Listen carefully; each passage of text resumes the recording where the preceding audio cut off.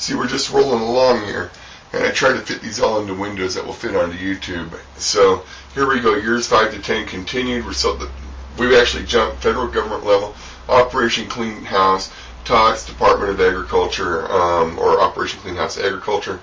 The Heirloom Project is where we're at. Ironically, I wrote this once by accident. I was some pages ahead of myself here. So the Heirloom Project comes out with 10% of the 20% of the TOTS, which is 15% of the federal government, which is 20% of the federal government, which is 15% of the total lives. We need those prostitution services. Treat those people nice. $376,593,750. Boom. Administration won 2 TOTS because the TOTS is going to have to help administer this. That's a 0.5%, comes $1,882,168.75. It looks like it might be a 60. Hard to tell. Administration, $5,648,906.25, which is 1.5% to the ETC because they have their own administration to do. People, if you're curious about the ETC, I said it in one of the panels here, go to thefarm.org. Look up Stephen Gaskin, look up Albert Bain. Look at the Global Eco Village Network. That's what we're looking for here. We're going to clean up the earth, and we're going to do it with the brains of geniuses. You know, these are the guys in the movies, like in Minority Report, when Tom Cruise wants to talk to the real genius that created it. He has to go out in the middle of nowhere to find him. Because they're so smart, they're not part of the system for the most part. They just dropped out, man. Anyway, they're totally dropped out. And this is a chance for them in their karma to say, wow, I got to do it worldwide. So anyway, see, this is the Heirloom Project. This is for actual product. Follow me, $369,061,875, which is 98%, because we have lost 2% to administration, 0.5% to TOTS, 1.5% to the ETC. First section of it is grants and loans, $147,624,750, and 40% of that 98% goes to grants and loans. Follow it closely. Free heirloom seed. Farmers, don't think I don't think about you. The objective on this is we are pulling up all GMOs nationwide, worldwide, genetically modified organisms. Here's the reality for you. When those GMOs were approved, a lot of them, or when it first started with Monsanto, they had a particular board member at the FDA by the name of Donald Rumsfeld. I know you've heard that name, haven't you? Donald Rumsfeld. War hero kind of guy. Went on to become Secretary of Defense, I believe it was, or State or whatever, before he got ran out over the Iraqi mess. Donald Rumsfeld, who went on to either work for him before or after as the big head boss of Monsanto. Sold you out. Those GMOs are so bad that even the bats have quit flying in New England, doing their migration. The butterflies, the monarchs, have quit migrating a long time ago. We've got to do something about them GMOs. And I understand, I listen to farmers talk about the financial incentives of seed and how they're getting free seed from the colleges and they got to do this or that. We're eradicating that. Farmers, we're starting off by giving you $73,812,375 in free seed every year. And we're going to eradicate this mess. There's going to be contingencies, which we'll get to here in a second. Grant allocations, money for eco-villages, known as GAME.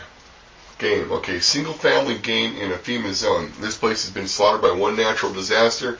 They're single-family. The loan is up to, or the grant, it's a grant up to $25,000 with some certain contingencies.